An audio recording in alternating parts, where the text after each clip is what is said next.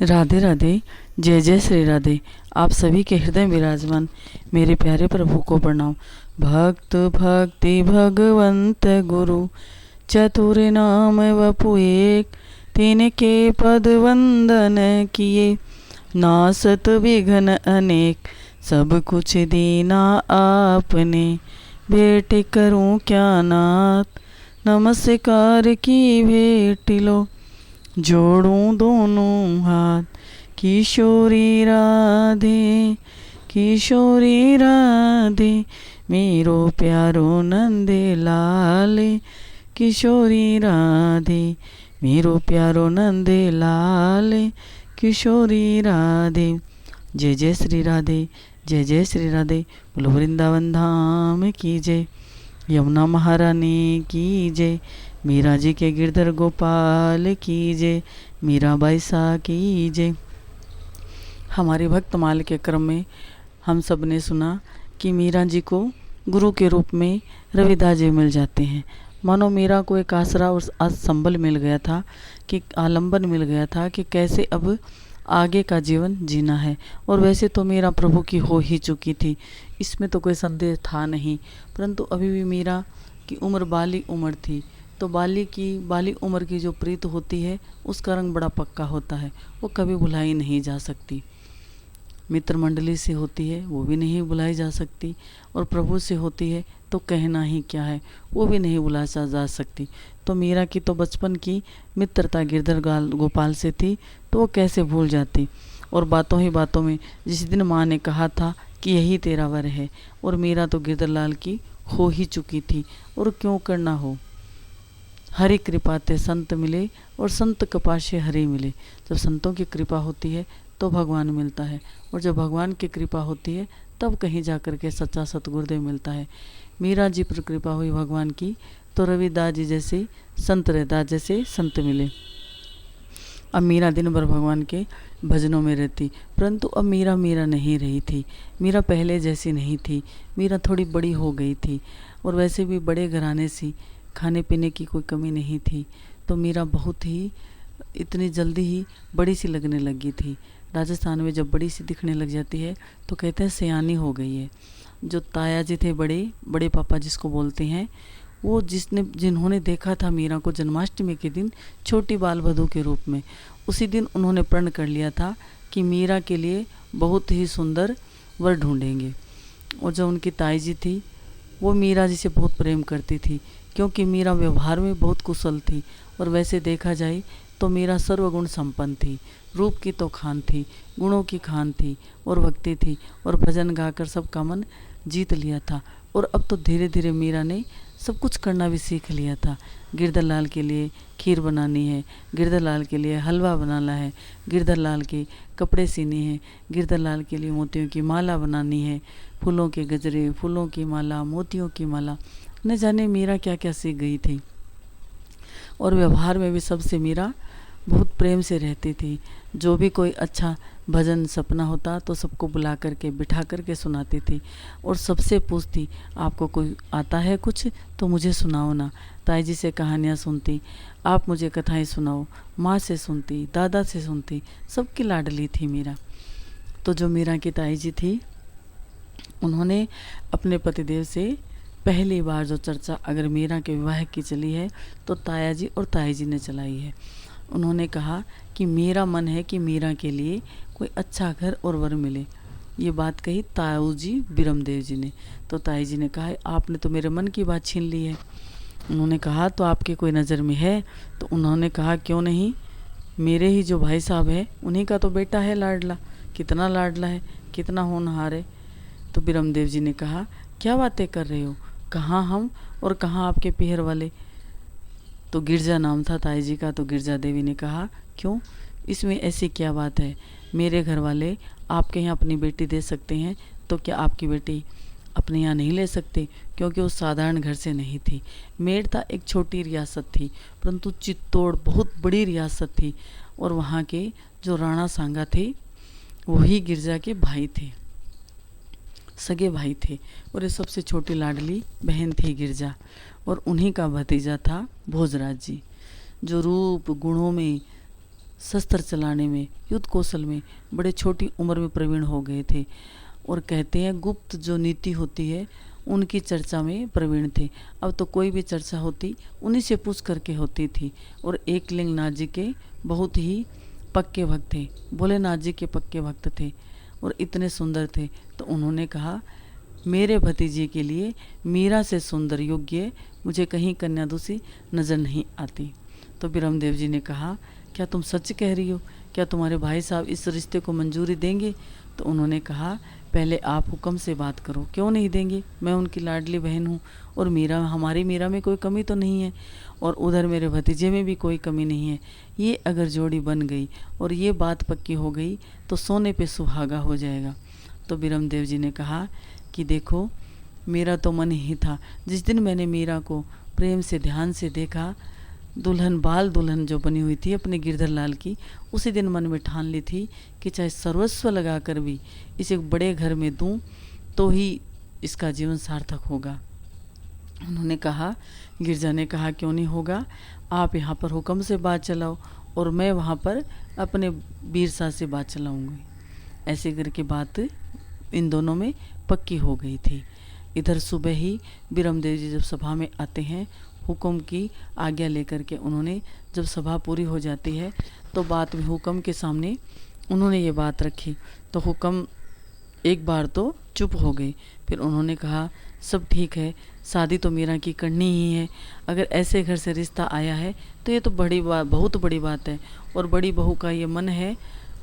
तो फिर आगे बात चर्चा चलाते हैं, बात करते हैं और बात चलते चलते मीरा के पिताजी तक पहुंची और फिर मीरा की माँ तक बात पहुंची। जब मीरा तक बात पहुंची, सहेलियों तक बात पहुंची, क्योंकि चित्तौड़ कोई साधारण विरासत तो थी नहीं, बहुत बड़ी विरासत थी, बहुत बड़ा था चित्तौड़। तो उन्होंने सब जो जहाँ की राजकुमारियाँ भोलेनाथ से जब से समझ पकड़े तब से प्रार्थना करती थी कि कहीं हमें ऊंचे घराने में हमारा विवाह हो जाए, और यहाँ चल कर के रिश्ता आया था। तो बात पहुँचते पहुँचते मीरा के कान तक पहुँची और जैसे ही मीरा के कान तक बात पहुँची तो आज मीरा का तो कहते हैं ऐसे मन उड़ा और आज मीरा की तो मानो कलेजा मीरा का काँप गया। मीरा ने मन में विचार किया ऐसे कैसे हो सकता है, कानूनो मारो काले जी रिकोर, अरे मेरा गिरधर तो मेरे कलेजे की कोर हो गया है, अब मैं किसी और की कैसे हो सकती हूँ, और मेरा तो विवाह हो चुका है। और दौड़ करके मीरा माँ के पास जाती है, कहती है माँ मेरे विवाह की चर्चा चल रही है। कहा अरे क्यों नहीं, तू पागल हो गई छोरी, तेरे रिश्ते की बात क्यों नहीं होगी, अब तो सियानी होने को है, अभी रिश्ते की बात चलेगी, जब तक रिश्ता होगा ब्याह होगा तब तक तू और बड़ी हो जाएगी, तो बात क्यों ना चलावे तेरी। तो कहा माँ आप कैसी बातें करती हो, और अपनी माँ के पीछे बैठ करके मीरा अपनी माँ के गले में गलवैया डाल करके कहती है कि माँ ऐसा नहीं हो सकता, क्योंकि मेरा विवाह हो चुका है। अरे मीरा तेरा विवाह कब हो गया छोरी, इतनी बड़ी बड़ी बातें करती है। तो मीरा ने याद दिलाया माँ आप भूल गई, आप झूठ बोल रही हो, मेरा विवाह क्यों नहीं हुआ। आपको याद है जब चंदा की बारात जा रही थी और मैंने जिद करी थी तो आपने कहा था कि ये गिरधर गोपाल ही तेरा वर है, और मैंने उसी समय गिरधर लाल को पगड़ी पहनाई, सुंदर तो पहले से सजा हुआ था, और आपकी चुनरी का छोर पकड़ के मैंने और गिरधर लाल ने फेरे लिए थे। धत्तेरी की पगली, ऐसा भी कोई होता है। अरे ये तो बालपन की गुड्डी गुड़ियों का खेल था, उस समय तो इतना हट कर बैठी थी, इतना रोने लगी थी, तो उन्हें खाने पीने की धमकी दी कि मैं कुछ नहीं खाऊंगी, और मुझे हुक्म का डर लगा कि बाहर से हुक्म आएंगे तो मैं क्या जवाब दूंगी, तो तेरा मन बहलाने के लिए मैंने ऐसा कहा था। अरे माँ मेरा मन बहलाने के लिए आपने झूठ बोला। तो माँ ने कहा और मैं क्या करती तुझे बहलाने के लिए। नहीं माँ, क्या भगवान आपने उस दिन मुझे ये भी कहा था, मैंने आपसे कहा था कि ये तो मेरे गिरधर लाल है, ये मेरे दुल्ला कैसे हो सकते हैं। तो तुमने कहा था माँ, आपने ही कहा था कि क्यों नहीं हो सकता, और वैसे भी भगवान तो सबके परम, हर आत्मा का परमात्मा पति तो वही होता है। तो मैंने तो उसी दिन उनसे फेरे ले लिए, अब मैं किसी अन्य से शादी नहीं कर सकती, मैं गिरधर लाल की हो चुकी हूँ माँ। और कह करके मीरा रोने लगी। माँ की समझ में नहीं आया कि छोरी इतनी छोटी थी, ये बात आज कितने 2-3 साल पहले की बात है, ऐसे कैसे हो सकता है, ऐसा तो नहीं हो सकता, ये बचपन की बात लेकर अभी तक बैठी है। तो माँ के कुछ समझ में नहीं आया और वो दौड़ करके आती है, कहती है अच्छा ठीक है मैं देखती हूँ। वो गिरजा जिठानी के पास आती है और कहती है अब भाभी साहब आप ही से समझाओ। और इधर मीरा दौड़ करके, आज बाबा अपने कक्ष में बैठे थे, माला फेर रहे थे और मीरा को देखते ही बड़े प्रसन्न हुए। पर आज ये क्या देख रहे हैं? मीरा गले लग करके दादा से रोने लगी। दादाजी दादाजी। मीरा को ऐसे रोते देखा, दादाजी का तो कलेजा काँप गया। कहा अरे ये मैं क्या देख रहा हूँ, आज मीरा रो क्यों रही है? मैंने कभी ऐसे मीरा को रोते बिलखते सिसकते नहीं देखा। क्या हुआ मीरा, क्या हुआ बेटा, क्या बात है? तो कहा बाबू साहब आप ही बताओ कि भारतवर्ष में अगर कोई कन्या का जन्म हो तो उसके कितने बर होते हैं, उसकी शादी कितनी बार होती है? तो दादू साहब ने कहा कि एक ही बार होती है। एक वर के तो कई रानियाँ हो सकती है, कोई किसी कारण से आती है, कोई किसी कारण से आती है, परंतु एक कन्या का तो एक ही वर होता है और एक ही बार भांवरी यानी फेरे पड़ते हैं। तो कहा बाबू साहब फिर आप बताओ मेरा दूसरा विवाह कैसे हो सकता है? अरे तू कैसी बातें करती है लाडली, क्या हो गया तुझे लाडल? तो कहा नहीं दादाजी मैं सच कर रही हूँ। और उन्होंने पूरी बात कह सुनाई। और दादाजी को ये समझते देर नहीं लगी कि मीरा की जो भक्ति थी वो जानते थे कि अब मीरा की भक्ति चरम सीमा पर पहुंच ही चुकी थी, बस उनके मुख से सुनने की देरी थी। दादाजी एक बार तो सिर पर हाथ फेरा, चार भुजानाथ रक्षा करना, मेरी मीरा की रक्षा करना, और गले से लगा लिया और आंखें भर आई। क्या हमारे भाग्य में ये दिन इतना सुख कि मेरे घर में एक भक्ता पोती के रूप में मुझे मिली है, उससे बड़ा मेरा क्या सौभाग्य हो सकता है। और दूसरी ही पल दादा की आंखें पहले खुशी से भरी और अब उनकी थोड़े दुख से भर गई, क्योंकि संसार का दस्तूर है और राजघरानों में तो रिश्ते नाते अगर बात बन जाए और उधर से कोई हाँ हो जाए, इधर से अगर टूटने की नौबत आ जावे तो बात बड़ी बिगड़ जाती है और हुक्का पानी बंद करने तक की बात हो जाती है। उन्होंने मन विचार किया कि कल ही तो बिरमदेव और बड़ी बहू ने ये बात कही थी, वो बड़ी रियासत से रिश्ता आया है, अब क्या करें, कैसे करें, कोई तो हल निकालना पड़ेगा। मैं मीरा का मन नहीं तोड़ सकता, क्योंकि वो मीरा को जानते थे कि मीरा गिरधर लाल के लिए हटकी भी पक्की है। अगर ना कहूँ तो क्या करूँ, कोई तो बीच का मार्ग होगा। तो उन्होंने मीरा से कहा कि देख मीरा तू चिंता मत कर। और मीरा बिलक बिलक के रोने लगी और कहा जा अभी चार भुजा के नाथ के पास चलते हैं और वही कहते हैं ना कि सारे संकट दूर करेंगे। और मेरा चार भुजा नाथ जी के मंदिर में दादाजी के साथ आती है और दादाजी अपनी माला फेरने बैठ जाते हैं और मीरा चार भुजा नाथ से प्रार्थना करती है, चारे भुजा से मारी विनती सुनियो, सिरे जनेहार सुनियो, सिरे जनेहारे, नैया पड़ी है मजेदार उतारो पार, नैया पड़ी है मजेदार उतारो पार, मोरे मुकट सिर सोहना कुंडल, झले कत कान कुंडल, झले कत कान, नैया पड़ी है मजेदार उतारो पार, सुन लीजो म्हारा सिरे ताज उतारो पार। और दादाजी आश्वासन देते हैं मीरा को कि मीरा मैं कुछ करता हूँ, तू चिंता मत कर, तू रोना बंद कर और तू तेरे गिरधर लाल के पास जा और उनसे बातें कर और तू खुश हो, तू रो मत मीरा। अब मैं तुझे वचन देता हूँ कि मेरे जीते जी ऐसा कोई काम नहीं होगा जो तेरे दिल को ठेस पहुँचाए। और मीरा तो दादाजी के चरणों में गिर गई और मीरा कहते हैं जाकर के गिरधर लाल के सामने बैठ जाती है। आज मीरा बहुत उदास हो गई थी और ऐसे करते ही किसी को खबर ना पड़ी सांझ भी हो जाती है। और जब सुबह मीरा उठती है तो मीरा थी ही नहीं, आप आए नहीं और सुबह हो गई। मेरी पूजा की थाली धरी रह गई, भोग रखा रहा, फूल मुरझा गए। हो अनाथों के हो नाथ तुम, क्या लगन में मेरी कोई कमी रह गई?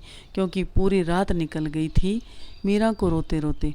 और फिर कहती है मीरा कि अरे अरे ओ निर्मोही, गिरधर लाल से कहती है अरे ओ निर्मोही, कमज़ोर से कमज़ोर स्त्री हो, कमज़ोर से कमज़ोर पति की पत्नी जब होती है उस पर भी कोई आ जाए तो वो कमज़ोर भी उठ करके खड़ा हो जाता है। जितनी सामर्थ्य होती है उतना झगड़ा तो वो करता है, अपनी पत्नी को किसी और की अपने सामने होने नहीं देता। और एक तो निष्ठुर निर्मोही खड़े खड़े देख रहा है, कैसे तेरी ये मीरा को कोई और लेकर जा सकता है और कैसे मीरा किसी और की हो सकती है। तूने कोई उत्तर नहीं दिया। ठाकुर जी ने कोई उत्तर नहीं दिया। और मीरा बैठ करके वहीं पर गिरधर लाल से न जाने क्या क्या गाती है। हरि बिना मोरी, गोपाल बिना मोरी, लक्ष्मीनाथ बिना मोरी, कोने खबर ले, कोने खबर ले। और मीरा ने ठाकुर जी से कहा, जगत के रंग क्या देखूं, तेरा दीदार काफ़ी है। करूं मैं प्रेम किस किसे, तेरा दीदार काफ़ी है। चली जाऊं मैं वृंदावन, तेरा दरबार काफ़ी है। और गिरधर लाल की तरफ देख करके मीरा कहती है कि देख, मैं तो तेरी जोगनिया बन चुकी हूँ। अगर तूने मदद नहीं करी तो तेरा वृंदावन आ जाऊँगी। अब मैं किस किस से प्रेम करूँ? तुझसे प्रेम करने के बाद अब कौन बच गया जिससे मैं प्रेम करूँ? और मैंने एक शर्त जमाने को से इस दिल ने लगा ली है, या हमको बुला लो तुम, या खुद ही चले आ जाओ। गोविंद चले आओ, गोपाल चले आओ। मीरा कहती है कि देखो, मैंने ज़माने से शर्त लगाई है, अगर मैं प्रेम करूंगी, विवाह मेरा हो चुका है, अब मैं किसी की होंगी तो गिरधर लाल की, अन्यथा मैं किसी और की नहीं, मैं मर जाऊंगी। परंतु अब मैं किसी और की हो ही नहीं सकती हूँ, क्योंकि आपका नाम मुझे इतना मीठा लगता है। और मीरा कहती है, मैंने माँ को समझाया, सबको समझाया, कोई मेरी बात नहीं सुन पा रहे हैं। और दादाजी एक हैं, उनको बल देना कि वो मेरी बात का समर्थन कर सके। मैं हार गई हूँ। मीरा कहती है, मैं हार चुकी हूँ। गिरधर प्रेम बिना नहीं मिलता, चाहे कर लो लाख उपाय। प्रेम सरोवर में जब डूबे, प्रभु की झलक लखाए। ढाई अक्षर पढ़े प्रेम के, तो नटवर नयन समाए। प्रेम बिंदु जब दर्क से टपके, तुरंत प्रकट हो जाए। मीरा कहती है, मैं मानती हूँ। अभी मीरा कहती है कि मेरा अभी कोई ऐसा प्रेम नहीं है, सबरी के जैसा मेरा सबर भी नहीं है, और ध्रुव के जैसा अभी तक मेरा कोई दृढ़ निश्चय भी नहीं है, और द्रौपदी के जैसी मैं आपकी कोई सगी भी नहीं हूँ, न विदुर जी के जैसे मैं आपकी कोई सगी हूँ। तो आप मेरे घर आ जाओगे। कैसे रिझाऊँ आपको? मुझे रिझाना नहीं आता, मुझे मेरे गिरधर को मनाना नहीं आया। रूठा मेरे श्याम, कैसे मनाऊँ? और मीरा भगवान की कहते हैं याद करते करते, भगवान को याद करते करते, ठाकुर जी गिरधर लाल को याद करते करते मीरा बेहोश हो जाती है। और मीरा को ऐसी मूर्छा आती है, सब जगह अब दौड़ करके, जो चंपा और मंगला थी दौड़ कर आती है, दादाजी के पास आती है कि अब हम क्या करें। अगर हमारा मन चाह हो जाए तो भगवान को धन्यवाद देना चाहिए, अगर हमारा मन चाह ना हुआ तो समझना चाहिए कि भगवान ने हमारा भला चाहता है, इसीलिए जो हुआ अच्छा ही हुआ। अब मीरा बेहोश हो जाती है। और जब दादाजी को पता चलता है तो दादाजी दौड़ करके आते हैं और मीरा को गोद में उठाते हैं और अपने कक्ष में ले जाते हैं। और जैसे कोई एक प्रेम करने वाली जो पक्षी होता है अपने अंडों को कैसे सेता है, वैसे दादाजी ने मीरा को सेया। बैद जी को बुलाया। बैद जी ने कहा, शरीर के बाहर तो कोई व्याधि नहीं दिख रही है, परंतु ये तो भाव समाधि है। मीरा भाव समाधि में डूब गई है, मीरा की रक्षा कीजिए। और कीर्तन सुनाते रहे। कहते हैं 3 दिन निकल गए, परंतु मीरा को अभी तक होश नहीं आया। और अब दादाजी समझ गए थे कि अगर मीरा को जिंदा रखना है, मीरा का मुख हंसी खुशी देखना है, तो अब मेरे जीते जी अब मीरा की विवाह की बात कभी नहीं होगी। उन्होंने सारे परिवार वालों को बुलाया और उन सब से वचन लिया कि देख रहे हो मीरा की क्या स्थिति हो गई है। अरे जब मीरा भजन करना चाहती है, गिरधर लाल से प्रेम करना चाहती है, तो जो होगा सो देखा जाएगा। समाज क्या कहेगा और समाज का क्या है, ये तो कहता ही रहेगा, परंतु हम ऐसे अपनी लाडली पुत्री को तो नहीं खो सकते। जो भगवान करता है अच्छा ही करता है, और जो अब हमारा चाह न हो रहा है और जो भगवान का चाह हो रहा है, तो ये समझ लो हमारा भला सबका इसी में है कि अभी तो हम मीरा की बात मान लेते हैं, और मेरे जीते जी अब मीरा की विवाह की बात कोई नहीं करेगा और कभी नहीं करेगा। ऐसे करके सारे घर वालों ने ये वचन दे दिया। और ऐसे करते करते 3 दिन निकल गई। कैसे तैसे करके न जाने कितने देव मनाए, न जाने कितने पत्थर पूजे गए, न जाने कितनों से आशीर्वाद लिया गया, न जाने क्या क्या जितने कुल के देवी देवता मनाए गए, कितने दान दिए गए। जब जा कर के धीरे धीरे 3 दिन बाद मीरा की तंद्रा टूटी है और धीरे धीरे मीरा ने आंखें खोली। दादाजी को सामने देखा, फिर मीरा लिपट गई दादाजी से। दादाजी मुझे ब्याह नहीं करना है। आपके होते हुए दादाजी मेरा दूसरा विवाह कैसे हो सकता है। और अपने लाडली को छाती से चिपटा करके दादाजी जी भर के रोए हैं और कहा, मैं तुझे वचन देता हूँ कि मेरे जीते जी इस घर में, इस महल में तेरे विवाह की चर्चा कभी नहीं होगी। अब मीरा बड़ी प्रसन्न हो जाती है और मीरा दादाजी के बार बार कभी चरणों में प्रणाम करे और कभी गले लग लग के रोए। सारे परिवार के देख रहे थे कि कैसे मीरा, कैसे भगवान के लिए इतना भगवान से प्रेम, जो बचपन की प्रीति, ये कैसे तोड़ सकती है। नेह को ना तो मोते तोड़ो ना जाए। और मीरा ने, देखो दादाजी ने जब मीरा से कहा कि अब तेरी शादी की बात कोई नहीं करेगा। हम जानते हैं कि मीरा ने भजन गाई, परंतु मीरा ने 4 प्रकार के भजन गाए। सबसे पहले मीरा ने प्रेम के भजन गाए, जो हम सब गाते हैं। हम सब भगवान को मानते हैं, हम भी भगवान को मानते हैं, परंतु मीरा ने भगवान को ही माना। हम भी में है और मीरा को में है। मीरा को भगवान से प्रेम था, हम सबसे करते हैं, भगवान से भी करते हैं, परंतु मीरा भगवान से ही प्रेम करती थी। और मीरा ने पहले प्रेम के भजन गाए और फिर मीरा ने, अब मीरा लगन के भजन गाएगी कि कैसे मुझे गिरधर मिल जाए और कैसे मेरी लगन भगवान में लग जाए। और जब भगवान में लगन लगेगी तभी तो धीरे धीरे धीरे धीरे ये रिश्ते नातों की जो मोह ममता की गांठें हैं ये ढीली पड़ेगी। पहले मीरा प्रेम के गीत गाती है, फिर मीरा लगन के गीत गाती है, फिर मीरा मिलन के गीत गाती है। और जब भगवान कहते हैं बाद में तक भगवान का जी नहीं भरा, तब लास्ट में जाकर के मीरा ने विनय के गीत गाए हैं। तो अभी तो मीरा प्रेम के गीत गा रही है। तो आज हमारी भक्तमाल की कथा यहीं तक। और जो दादाजी थे वो सब फिर मीरा को कहते हैं कि मीरा, अपने गिरधर लाल को 3 दिन हो गए और उतना कहना था कि मीरा दौड़ करके अपने श्याम कुंज में जाती है और कुंज बिहारी से कहती हैं, कुंज बिहारी रे दूर करो दुख मेरा, कृष्ण मुरारी रे दूर करो दुख मेरा। सुना है जो तेरे दर पे आए, उनके दुखड़े सब मिट जाए। मैं आई शरण तिहारी रे, दूर करो दुख मेरा, कुंज बिहारी रे दूर करो दुख मेरा।